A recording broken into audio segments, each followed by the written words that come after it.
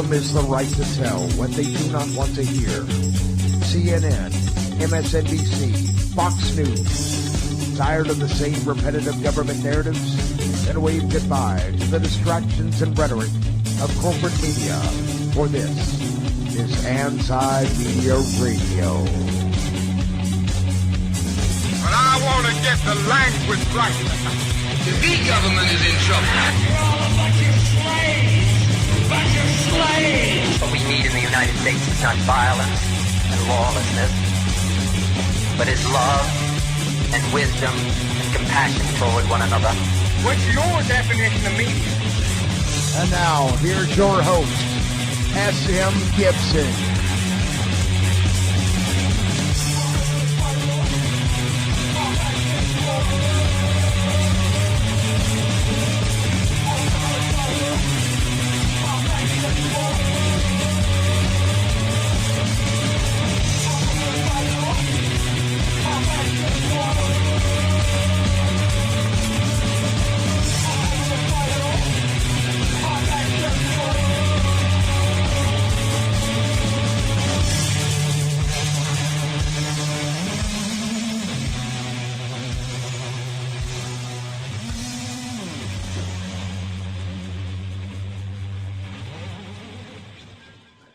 My name is S.M. Gibson. You're listening to Anti-Media Radio. It is January the 26th, 2017.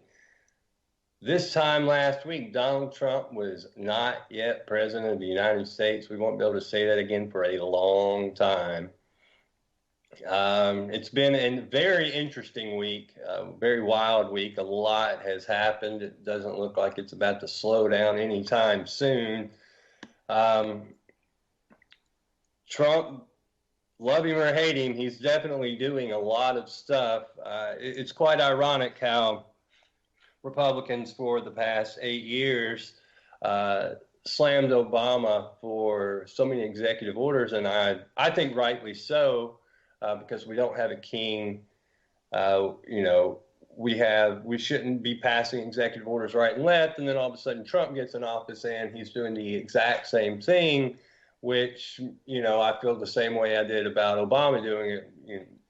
It's not good. But for some reason, the Republicans are okay with executive orders now that it's Trump. Similar to the anti-war left. They disappeared for the last 8 years, and I'm sure that they may raise their head up, but they haven't said anything. We've already seen drone strikes under the Trump administration over the last weekend. But it's just insanity. It's chaos. It's a reality show. It seems fake. Just watching Trump on Air Force One talk to the media, I just started laughing. Like, is this real? Is this real life? And unfortunately, it is real life. Like, I have to tell myself, this isn't a dream. And I'm sure most Americans out there, or most people around the world, feel the exact same way. I hope Donald Trump does well, because that means that we all do well. But right now, from what I've seen, we're going down a bad road, it appears. The wall, the border tax, that's going to hurt everyday Americans. We're going to talk about that at great length tonight. Also, some of his foreign policies with refugees. We're going to talk about the 7 countries and the specifics behind the 7 countries that he's banning refugees from, and how the list that he came up with, that list of countries, has actually been around for quite a while. And there was another plan with those 7 countries. I'm going to go ahead and bring on our co-host for the evening, Mr. Shannon Madden. Shannon, what is up? Good evening, Mr. Gibson. How are you this fine and lovely, wonderful Thursday night? I can't complain. I guess, we're probably going to do a lot of complaining here in the next hour about some stuff, but that's all right. Damn right. The wall. Much speculation and debate and rhetoric was during the campaign trail, Trump campaigning to be the president of the United States, emperor of the free world, free. Yeah, he finally went through with it, or at least the very beginnings of him going through with it. He's already trading words with Mexico. The Mexican government is not happy about this decision, particularly on how he plans to pay for it. 20% tax on Mexican imports added on to what is already there. Of course, there's already people jumping back and forth online, supposing different ways that Mexican companies can circumvent this 20% tax in 2017 with all the different ways we have of getting merchandise and goods to people. Maybe they can just skirt that by, sending it through Amazon and just getting an Amazon Prime account. I don't know, man. That's it was creative on Trump's part. I'll have to give him that. I'll say this before we even get into the 20% tariff that is a possibility at this point. Look at how today started. We have the president of Mexico that's supposed to come visit with Trump next week. No, that's not happening now, by the way. Yeah, that's clearly not happening. There was a Twitter battle, and basically Trump said, if you don't plan on paying for the wall, you don't even need to show up, or we're going to cancel your meeting, or some ridiculous childish thing. And so Mexico, of course, cancels the visit. I don't know what Trump would expect, because this is the game politicians play. He has people that, a mob of people that at some point he has to answer to if he makes them too mad. Even though politicians, they have the realm of being able to do stuff, that would be a very bad look on any politician in any country in the world. Trump knows it. So he had to expect that the meeting would be canceled. And then at which point Trump was like, well, they're not going to pay for the wall initially. This is how it's going to happen, is with the tariff. But something that hasn't been discussed too much is tariffs in the past and how they affect the average citizen of whatever country you're talking about. We had a revolutionary war because there was a 3% tariff on tea. And we said, no, we can't have this with the British. And now we're talking about 20% from all things that come over from Mexico.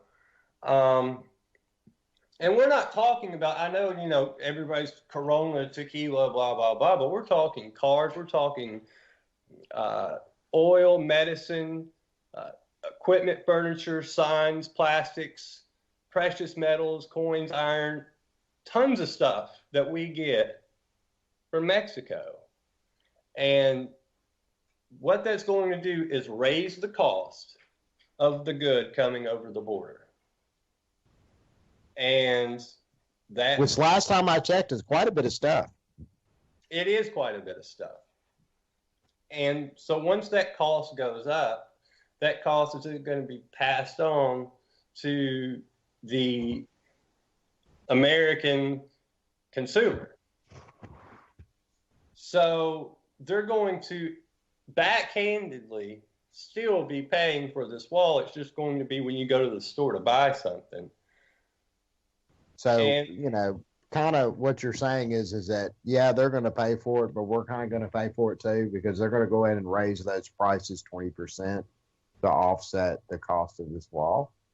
That's it. And, not even that, but when you have the non-imported goods will go up in price because there's going to be less competition in the market. So you're going to see the cost of goods go up around the board because of this tax. In fact, Barack Obama imposed a 35% tariff on Chinese tires from 2009 to 2012. His move could be credited with saving or creating $48 million of additional worker income and purchasing power. But the tariff also forced consumers to spend $1.1 billion more on tires than they otherwise would have to have paid, or roughly $900,000 per U.S. tire industry job created. For more on so how's anybody going to sit here and tell me that taxation isn't theft? I mean, really? Yeah, but see, here's the thing: it's the invisible. It's the invisible tax. It's similar to inflation, which is exactly what it is, but because the cost of goods go up, and it's all this backhanded invisible tax. Now you see on the front end, you see, oh, this is good. Mexico's having to pay, blah, blah, blah, blah, blah. This is going to work out great. But what people don't see is that is passed on to the consumer. But to get more into this, we have a story right now on the front page of the antimedia.org. Trump's new plan to pay for the border wall will make your groceries more expensive. And it will. You think about a lot of the foods that we get, Mexican foods and fruits and vegetables that we get from over the border, that's all going to go up. And then we have Ford, we have McDonald's, we have Walmart, we have Costco that are all operating in Mexico as well. I mean, we're going to see this resonate, I think, all across retail in all shapes and forms across the country. The answer, it's one of those things where you say, well, it doesn't sound like there's an answer here. I think personally the only answer is not to build the wall, because it doesn't make a lot of sense on a billion different levels. First off, it's somewhere right around right under 40%, I think, of quote unquote illegals in this country come over via airplane and they just overstay their visa. A wall is not going to do anything to stop that. So that's a huge segment. And unless, which who knows at this point, who knows what he's going to do. But unless you start rounding people up in the streets, I don't know if this is going to make that big of an impact, honestly. Let me tell you something right now. Wow, that we can't say we don't know what he's going to do any longer. So far, some of the most craziest, far-fetched stuff, like this freaking wall that we're talking about, we were kind of laughing and joking about this, 5-6 months ago or more when it first came up, or when the conversation really started gaining steam. Yeah, he's going to build a wall. He's going to make Mexico pay for it. And well, he's doing it. Well, I don't think anybody thought he's not going to make Mexico do it. Now, as you pointed out, but maybe. Mexico's going to pay for it, but then again, they're also going to recoup the cost of paying for it to the American consumer. So actually, we're going to be paying for it. Let's call it what it is. And this is exactly what he's done throughout his entire campaign. Is he'll say one thing, and he'll kind of do the one thing, but there's something backhanded and underhanded in the backside of it. And that's, I think, is what we can begin to expect from him. All of these wild campaign promises finally realized, but it's going to be just like with Bernie, just like the same thing that we said about Bernie. It's going to be the American taxpayer that bears the brunt of that cost for all of this wild, crazy stuff. Well, that's no matter which politician you're talking about, when there's a politician that comes out and says, we're going to do this, this, and this, it always, always, always falls on the American taxpayer. So what you're basically just told me then is that Trump, even though he is clearly not a politician, has never had any political experience per se, is doing exactly what every other politician is going to do. There's your hope and change right there for Republicans. I hope you guys are happy. And here's the thing about Donald Trump. and we talked about this when he was the candidate, Donald Trump, now he's president, but for all the stuff that Donald Trump, that came out of his mouth while he was running, he never, ever once, to my knowledge, maybe he did, but I don't remember him advocating for smaller government. And of course, that is something that Republicans traditionally, conservatives traditionally are supposed to believe in. We haven't really seen it, especially with what we've seen in United States foreign policy. But he didn't even pretend that he wanted smaller government at any point. No. So I don't think people should be shocked that he wants to spend, because that's something that I believe the American people should have expected with him, that he's going to spend. Now, maybe he'll cut from other areas, like, Bernie said he would. I think that he's going to cut from certain departments, the EPA being for one. But is it enough to recoup it? I don't think so, not even close, because something people need to remember, no matter who the president of the United States is in 2017, whether it was Hillary Clinton that's the president today, or Bernie Sanders is the president today, or Donald Trump, we're broke. We've been broke for a long time. No. Broke means that we have nothing. Broke means that you go to open your bank account, or go to, check your, slide your card in the machine and check your account one day, and you have $0. We are currently right now 20 trillion with a T, $trillion and counting and climbing in debt. Oh, certainly. Trillion. That means we owe 20 trillion with a T. That is 1,000 billion equals 1 trillion. Nobody seems to realize this. So on either side of the aisle. And I think, at least with the wall, they're talking about how much it's going to cost to build it. And finally, we have people go, well, how are we going to pay for this? Which is ironic that it's the left saying this, because when have they ever cared about paying for anything ever? But I guess you can take what you can get. And they do realize that there is no money for this. Well, and not only that, but we're talking about, and I believe the number that's been bandied about is what, $45 billion? $45 billion to build the wall. That's going to be a one-time cost to build the wall. That does not the number fluctuates. And it may be 50, maybe 60, maybe 40, whatever the case. It doesn't matter. I've heard it down to 15 to 25. It's really irrelevant. It's more than we have. Well, and not only that, but we're just talking about the cost to build this thing, the one-time cost. Nobody's discussing the fact that we're going to have to maintain this wall. We're going to have to maintain the holes in the fence, because it's supposed to be a fence on either side and then a wall in the middle.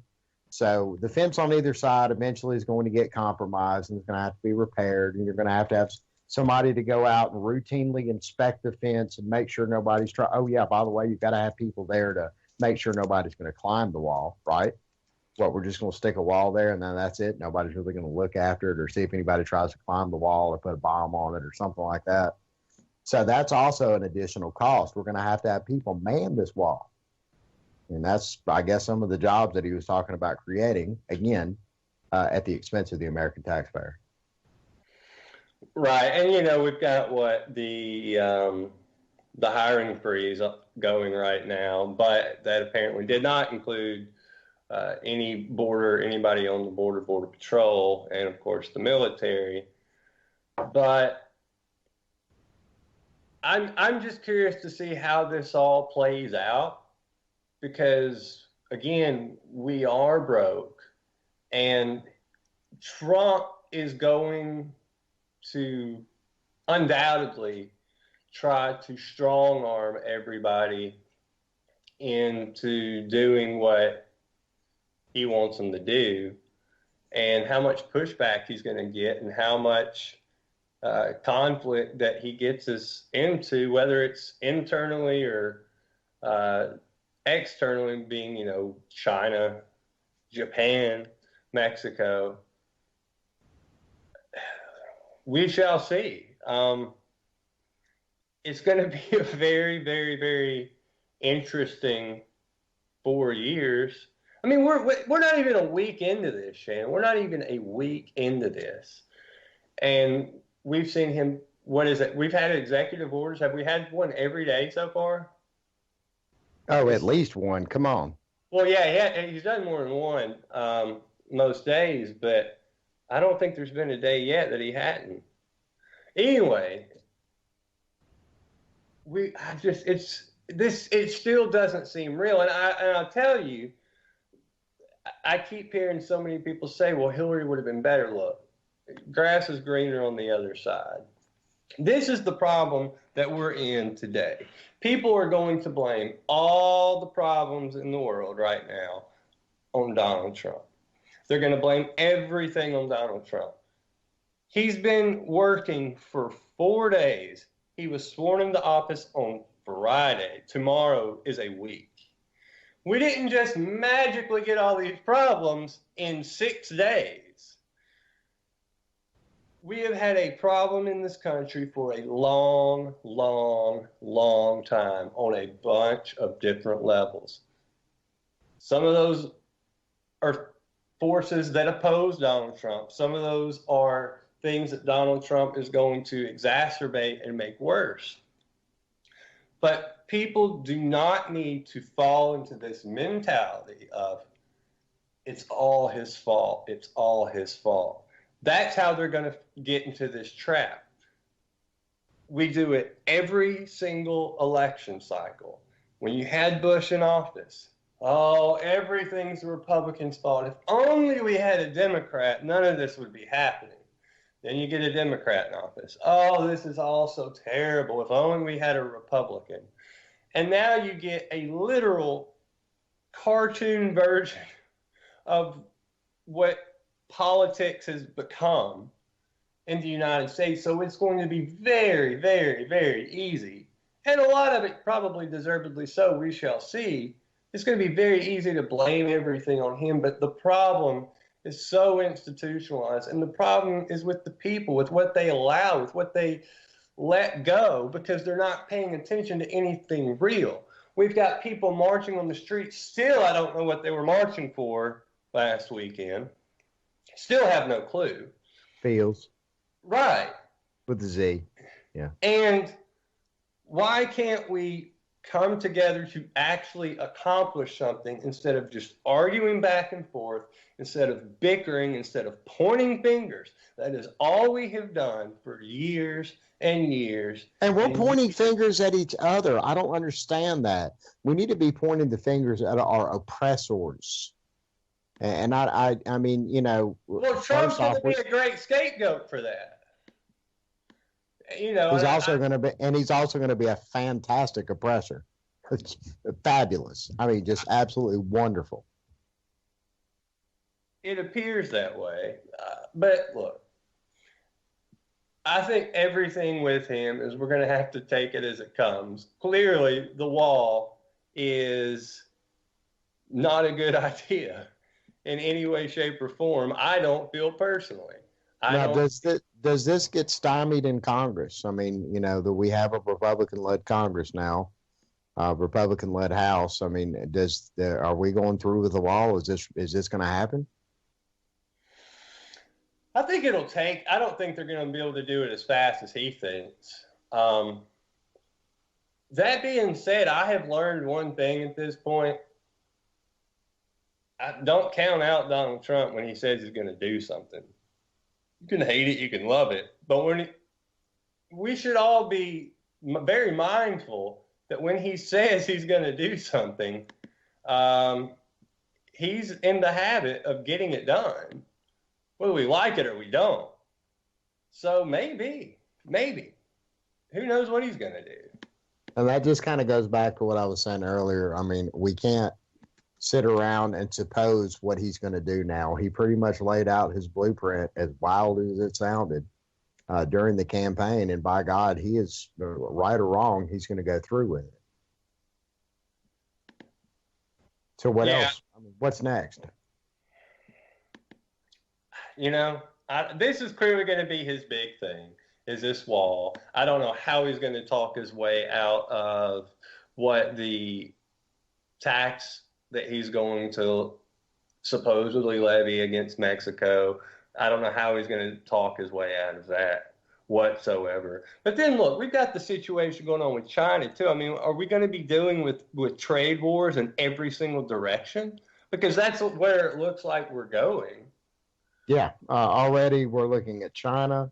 There's a story up on the antimedia.org right now about Japan's fears of a trade situation brewing with America because of Trump presidency. Who knows what's going to happen next as far as the rest of the international community goes. But he's definitely not out to make any friends, that's for sure. No, that's clear that he's not. I don't know if he clearly didn't get into this to make friends. I have to wonder, is this presidency and Trump's, meteoric rise throughout the campaign, is that going to, kind of prod more celebrities or people that are public figures that are non-politicians to enter public office? Maybe. I don't know. I was thinking about that earlier, and I think with what we've seen this week, I think it would be safe to say for most people to go, oh, well, clearly Trump's never going to win a second term. This is just going to be an absolute train wreck, and then he's never going to be president after these 4 years, if he makes it 4 years. And I think that's foolish to say because, look, we're a week into this. There is going to be so much happen. There's going to be so much change. There's going to be so much. And who knows what's going to happen. I want to go ahead and bring on our other co-host for the evening, Mr. Kevin Knight. Kevin, what is up? What is up, man? Hey, your phone is acting kind of crazy. I don't know if you're on speakerphone or it sounds like you're dragging something across it. Hang up, I'll get you back. Let's see. All right. How about it now? I'm going to try this one more time, Shannon. Let's see if we'll get it going.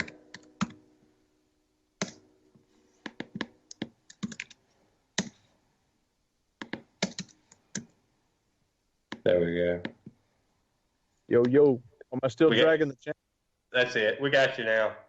Good deal. Good to be back with you fellas, man. Sorry about the pause there and getting late, but what's cracking? Well, we're talking about the age of satire that we are officially living in. A lot.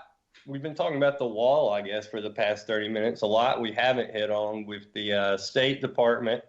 The four guys, whether they resigned or whether they were fired, it depends which side you believe in. I kind of want to lean on Trump, the administration side on this, because it is standard protocol when you get a new president coming to office, they hand over resignation letters, and supposedly they accepted them. So, semi-fired, whatever, and I do believe that Trump is going to clean house in a lot of these departments. Either way, we're having a huge turnover at the State Department, it appears. And of course, we've got the situation with the wall. We've also got Trump talking about possibly sending more troops into Afghanistan, which is that not something that he campaigned vehemently against, that we're going to try to back away from that? And, Barack Obama 2.0. Yeah. Not just Barack, but that's probably been every president we've ever, that's ever been elected in the United States. Well, I think we can go back and look at the history and we can get into all that, but I do think it's safe to say the world changed on 9/11, and we've been living in a completely different global and domestic atmosphere on all levels, especially with the Patriot Act. Look, Trump's not going to get rid of the Patriot Act. You've got him. What's his deal talking about all this torture business. Oh, it worked. It totally worked. That's, I'm personally not surprised. He's got CIA officials telling him this. Of course, they're going to be the ones telling him this. But he's got General Mattis, okay, who he supposedly has all the trust in the world for, thinks he's the greatest guy in the world. He's got him in his ear, and General Mattis has gone on record many times saying that torture does not work. It's pointless. And you're going to do way better to get information out of somebody by sitting down with them, give them a pack of cigarettes and give them a 6-pack of beer. Yeah. And they're going to tell you more information than torturing them. You're going to get more genuine information out of them. So I don't know. Again, does Trump even mean what he says, or is he saying stuff just to say it? To still be this kind of aloof, mysterious, you don't know what I'm going to do. Man, we got a freaking wall fixing to go up any day now, according to what just crossed his desk. So, I mean, look, I'm sorry, man. All bets are off. I'm going to assume the craziest and wildest thing that he says, I'm going to assume that's probably actually really going to happen. You have to. I still don't see the wall getting built. I know they're planning it, but it's not going to be anything like they want. I hope, anyways. People forget that walls work both ways. Think about this. When Barack Obama took office in 2009, he had a majority of Congress to the point that a filibuster didn't matter. They could push through anything they wanted to push through. And it took them, and that was until, I guess, Ted Kennedy passed away. They had complete control. And it still took them until March, and it wasn't March 2009, it was March of 2010. It took them over a year to get Obamacare passed. And that was with, complete control with complete majority. It still took them that long to get that through. We're talking about getting something passed, of which there's going to be a lot of opposition to. And then you're talking about the physical building of this thing. And of course, once they start building it, people aren't going to go away and go, "Oh, they started it. We're done with it." This is going to be constant. They're going to take it to court. It's going to be so much red tape. People are going to fight this every step of the way. And this is just, I say the Democrats will. I don't know if I necessarily believe that so much because, look, we've had Hillary Clinton, who supposedly just, destroyed Trump over this wall. And everything. She voted for a wall. What was it? A little over 10 years ago. So I don't, we may have resistance from the Democrats. You may even have resistance from some Republicans as well. I think the real resistance is going to be on the ground and protesters like we've seen at Standing Rock. I think there will be a ton of protest over a wall. I just don't see how logistically it's going to get through. I think what you meant to say is there's going to be a ton of protesters thrown over the wall. Yeah, maybe, but they got to get the thing built first. Yeah, there's not going to be too much more protesting, or at least open protesting, before too terribly long. I'm sorry, Shannon. Go ahead. No, I was just going to say, if Trump has his way about it, we already see his manhandling of the media right now, or what's left of the media. I don't know. Me personally, I kind of like that side of him because I absolutely can't stand CNN either. I hope that he goes after Fox News with the same veracity. Oh, no, that's hilarious to me. I absolutely will be the first to admit it. Him calling CNN fake news in a White House press conference is hilarious. Yeah, that was pretty good. I'm sorry. I really can't find too much fault with that because that's something that we do on the show, show in and show out. No, that was great. Yeah, but I mean, yeah.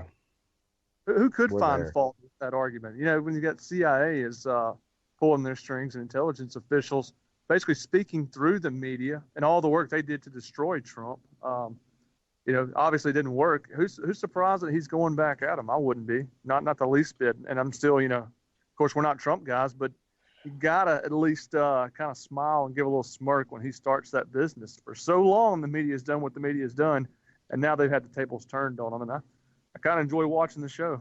But at the same time, to be fair, I mean, CNN was calling him out on some stuff that, again, a lot of the stuff that he says, it just simply wasn't true. And it's hilarious for CNN to actually really honestly do their job for once and get pretty much thrown under a bus for it. That was pretty cool. Well, I'm not going to magically believe that which I think a lot of people are doing right now, that just because we have Donald Trump in office means all of a sudden that corporate media is going to start telling everybody the truth. I'm not buying that. I don't think that politicians are automatically telling the truth because Donald Trump's so terrible. I think this is just a bunch of propaganda being spewed in every single direction. I don't know which way to look for the truth. There's a handful of people in Washington that you can kind of, at least expect to have some common sense when it comes to a few things. But as far as trusting anybody with whether it's NBC, Fox, CNN, no, I'm sorry, I'm not getting on that train just because Trump's in office. That's how they're going to sucker a lot of people in. And Trump's going to be the best thing possibly that's ever happened for the establishment because he's going to be so unhinged with his behavior, his personality, and just the way he approaches things. And it's going to turn people off so much that when the media attacks him, they're just going to believe everything the media says. And that's not a good spot to be in. So I think people need to be very, very, very, very careful with who they're believing in all this. And just because Donald Trump's Donald Trump doesn't mean everybody else is right now. And we're going to get in that. I'm afraid there's a lot of people that's going to fall for that trap. Well, and they've already set that up with the whole fake news, real news bit right before he was elected. So, it didn't work, though. It didn't work. He got elected. Yeah, he definitely got elected because we live in the age of the internet troll. And I can't think of a more fascinating internet troll come to life than Donald Trump. I mean, look at his Twitter account. Well, I don't understand. We talked a little bit about this on Tuesday. I get what his mentality was for the election. It was to keep himself in the press. He didn't care how negative it was. He didn't care how crazy it was. He knew if he stood up to it, didn't apologize, and was just shrugged, no matter what it was, that people wouldn't care. At least a certain demographic of voter wouldn't care. And that was proven to be true. But as president, he's not playing this game anymore. He has to impact Congress, make changes, and lead. And I don't understand how this reality show PR game that he plays, brilliantly, mind you, is going to transfer over to being president. I think it'll just turn into this giant debacle train wreck. And it would be just massively embarrassing. Now, maybe he'll figure something out that we haven't seen yet. But at least from the first week, he's continuing on with how he ran that campaign. And I don't know how you can lead a country that way at all. Well, that's where we're at. I mean, I'm at a loss for words. I really don't know what else to say about it other than the fact that everybody just needs to hang on and love one another. Well, that's kind of the whole thing. Oh, one more thing I definitely wanted to bring up too. So, I don't know if y'all heard this, but Alex Jones said yesterday that InfoWars had been offered White House press credentials. The White House is supposedly denying that this happened. But they didn't take it, right? Did Alex explain why they are not going to take the offer? He hasn't said, he hasn't decided what he wants to do yet. Yeah. I heard that Paul Joseph Washington's being floated around as maybe being the correspondent. I don't know. What. Just whether you. I actually like that guy, but InfoWars. I mean, it's if you couldn't discredit the federal government enough. Go ahead and toss a little bit of InfoWars, a little bit of that protein powder on top. Well, we already have Breitbart is heavily associated with what he's got going on. Alex Jones showed Trump some mad love early on. In fact, we all decried it on this very show. How just absolutely insane it was that he was, blowing Donald J. Trump on his show on air in front of people. And I mean, it was a love affair immediately. So yeah, this is to be expected. This is, I mean, all conventional, the conventional relationship that the White House has had with the press, all of the conventional ways that media has been able to kind of quietly intersect with government in various places, especially if you read those WikiLeaks that the Podesta Clinton email dump. There's quite a few passages in there about the incestuous relationship with the media and the government. Man, you might as well throw all that out the window. We're a brand new day. This is a brand new age and a brand new way that American government is going to do business, and it's frightening. Well, that's the thing. Well, who would have ever thought this would be a real possibility of InfoWars, whether it happens or not? Just the thought that it's a possibility that this could happen. Me personally, there's a lot to be said on every side of the aisle about InfoWars. I'm not going to talk negatively about him because I'll say this. Alex Jones has helped wake a lot of people up. Now, he has. And that's not to say Alex doesn't go off the deep end in a million different directions, and it's not always exactly factual. And he is what he is. But he's gotten a lot of people to wake up initially. And, people, I wouldn't say go to Alex Jones for your everyday news, but, that is what that is. With that being said, I want so bad them to be in there, in that room. I want to see InfoWars in the White House press room so bad. Because, first off, just what that means for independent media, whatever you think about them, is irrelevant. And secondly, the circus that usually follows InfoWars, let's just please add that on top of everything that's already happening, because that will be even more entertaining. I want all the entertainment that I can get out of this, and that will be really entertaining. I'm just waiting for the day that, we get a website that probably has the word storm in its URL somewhere. That'll never happen. That'll never happen. Dude, look, we all sat and laughed about 6 months ago about this whole wall business actually being a real thing. Yeah, but those words. This is not different at all. That's what I'm saying. You might as well, any expectation, any kind of like, well, okay, maybe this thing will chill out and it'll get normal after a while. You might as well forget about that, man. It's done. But look, it's a brand new day. An episode of Raw every single day. All we have to do is cut on CNN, and there's some Raw happening right there. Well, I don't understand why all these idiot, moron, white nationalists, why people are even talking about them, is that they're relevant. Who cares? The alt-right. There's not that many of them. I know. There really is. Because I never heard about them until recently. It's like suddenly, and how did they get such a massive online presence just overnight? They're idiots. Listen, it's because of social media and because people, they make themselves known on social media. But look, they're irrelevant. They don't have a real voice. Nobody cares what they have to say. They're ridiculous. The end.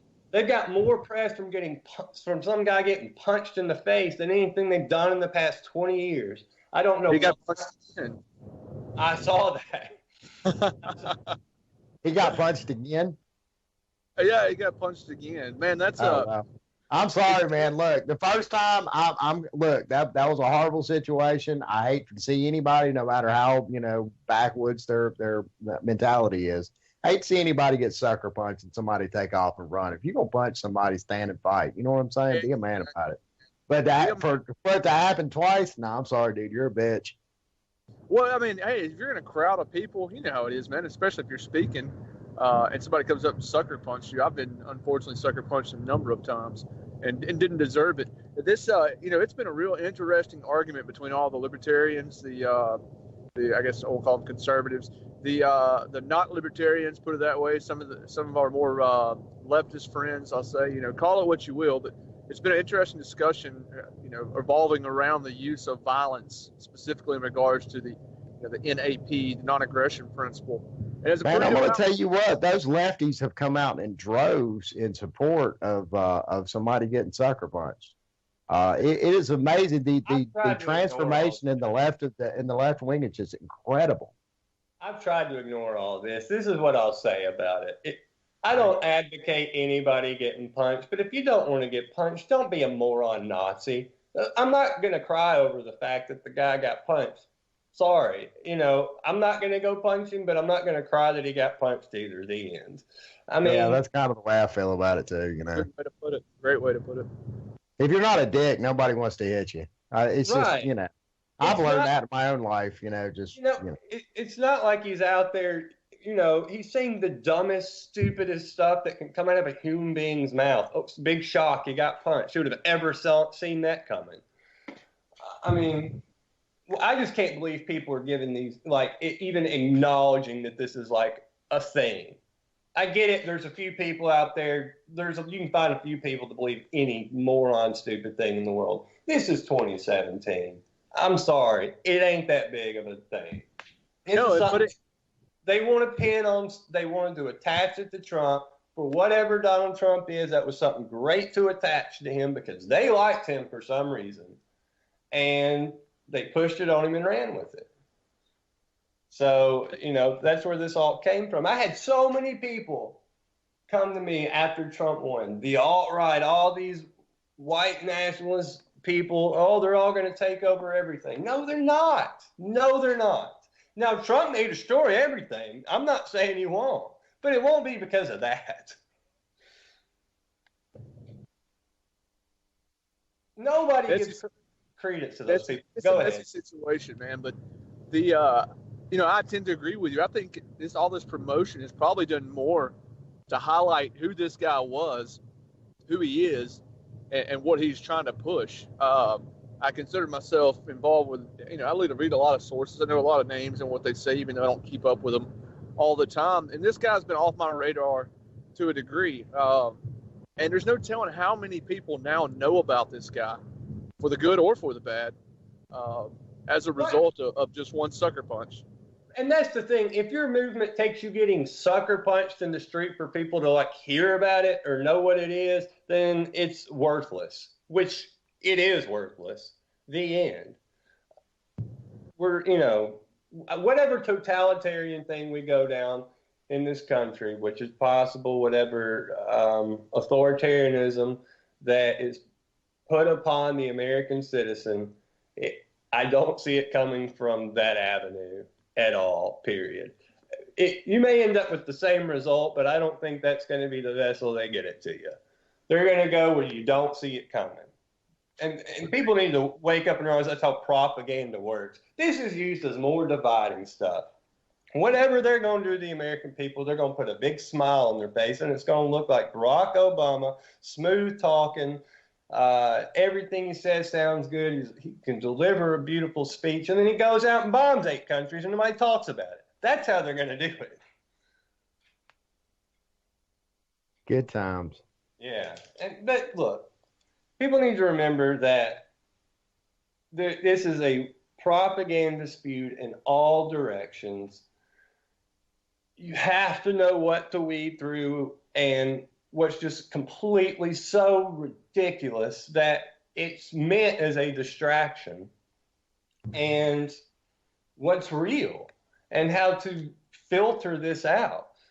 One problem we do have is the absurdity of everything is become so much more real. Like, I think Donald Trump, like I said earlier, is the greatest thing that could ever happen to the establishment. I said this during the campaign. He is a walking distraction. They can do whatever they want from this moment on. And just Trump. Talk about Trump constantly. Nobody will ever know anything that ever happens again if they watch mainstream media. And it's the job of alternative media and independent media to pay attention to what is going on in the world. Because I'm telling you, Trump is the greatest distraction that could ever be and ever has been in the history of this country. He's a walking distraction. So I think it's very, and then he's a perfect scapegoat for anything as well. Because you're going to see people, I guarantee it, at some point there's going to be people start complaining about us bombing countries in the Middle East.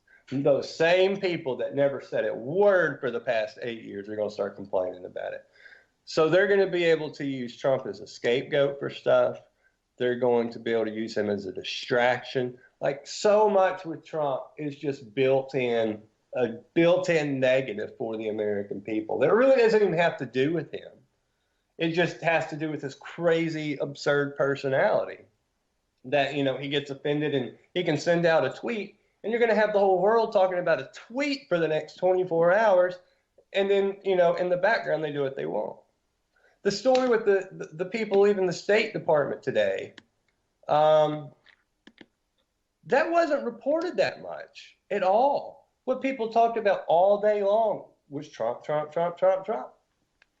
Unless it's directly got his name tied to it, it hasn't really gone reported.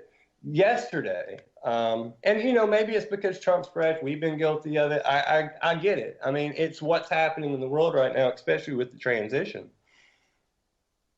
And maybe this will die off, but I don't think it'll die off with corporate media because, A, he's ratings gold. I mean, it's like they get a reality TV show put on CNN 24/7. So he's good for their business, I think, 100%. One thing I will say about CNN, though, I wanted to mention this before we got off the air tonight. There was like this 30-minute window yesterday. I don't know what happened. I don't know who was asleep at the wheel, but they had Tulsi Gabbard on there talking about her trip to Syria. Listen to this. This was back to back to back, 3 segments in a row. They had Tulsi Gabbard talking about, there are no moderate rebels. There's never been any moderate rebels. We're just openly funding terrorists. Jihadists. Right. So, and Jake Tapper tried to, you know, come back at her a little bit, but he didn't have anything to say. She shut him down pretty quick. They had her on. Then they had Rand Paul on talking about how we're completely broke and the states are expecting money from the federal government. But guess what? The federal government has no money. So, and then they had DAPL, Dakota Access protesters in the 3rd segment. And then, of course, it went right back to Donald Trump. And that was it. But for like this 30 minutes, it was Tulsi Gabbard, Rand Paul, and Dakota Access protesters. Wow. I know. That was the weirdest thing I think I've seen the entire election cycle. Maybe that was kind of a test run. They're going to try this whole alternative media thing and see how it works, because apparently their current model is definitely not working. I mean, hell, you just said it a minute ago. Alex Jones is getting press credentials for the White House, and CNN's getting shut out. So I mean, CNN's going to have to change their business model, wouldn't you agree? They are. Anti-establishment is going to be the new in thing. It's funny. I've got friends from all walks of life, all political backgrounds. But it's funny, my friends, I know you guys have seen it too, and especially even the opposite case with conservatives doing the same thing. But the liberals that have come out that are suddenly so concerned about every policy that Donald Trump's doing, when it's, you know, it's fallen, a lot of it, you know, is being exercised by power that was pushed through under the Barack Obama administration, and of course was cheered on. It is I really think we're going to see a large wave of people who are going to try to reclaim or to claim anti-establishment for themselves. When it's not anti-establishment, it's anti the establishment at the moment. It is. I mean, look, it's the flavor of the week because it's the trendy thing to do. They don't really know what they're talking about. If they did, they would have raised their voices during Barack Obama. Hopefully Trump will wake them up, and hopefully they'll realize that it's all been this huge scam. But, I'm afraid that it's just going to make extremist Democrats, which, what good does that do anybody? It don't do anybody any good. It's just more of the same. But I applaud CNN for running 3 things in a row yesterday that were truthful. And look, the other 23 hours were the same old garbage over and over. But maybe we will see this transition over. I don't think we will. Maybe we will, but I don't see it. I know there's too many Hillary people. There's too many Democrats that are not a fan of Tulsi Gabbard. I don't know why. I don't understand that one, but it seems like that's like people want a woman president. Go in that direction, but they don't. They go in Hillary Clinton's direction. Like that. This is gonna help Hillary's PR. Have y'all heard she's talking about running in 2020? Is she gonna be alive in 2020? I don't know.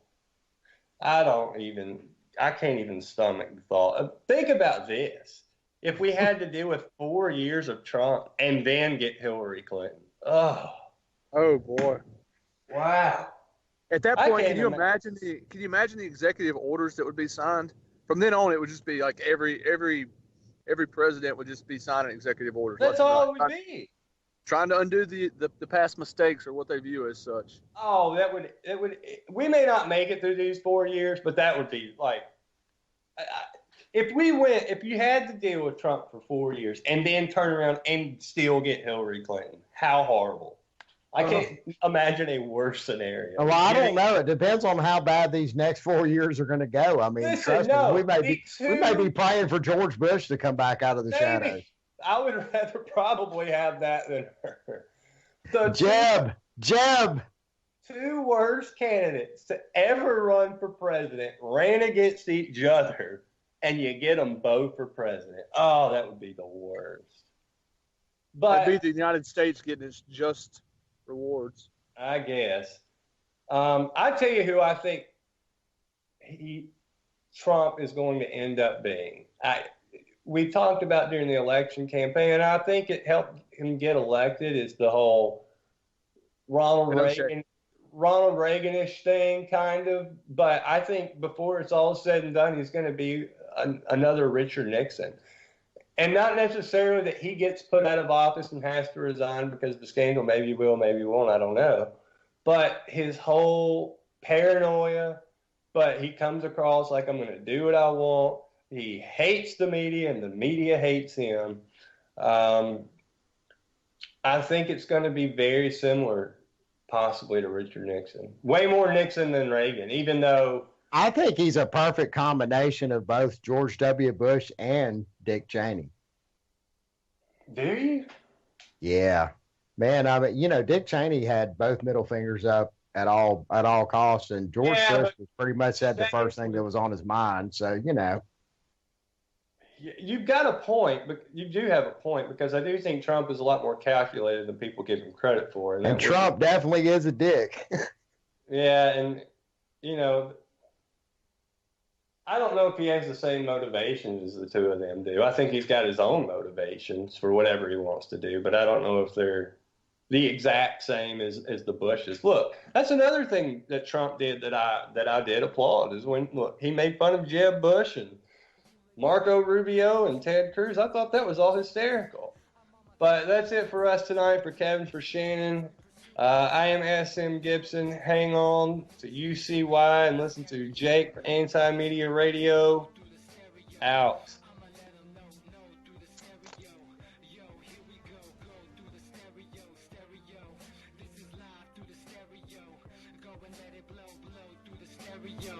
I'ma let them know through the stereo. Yo, here we go through the stereo.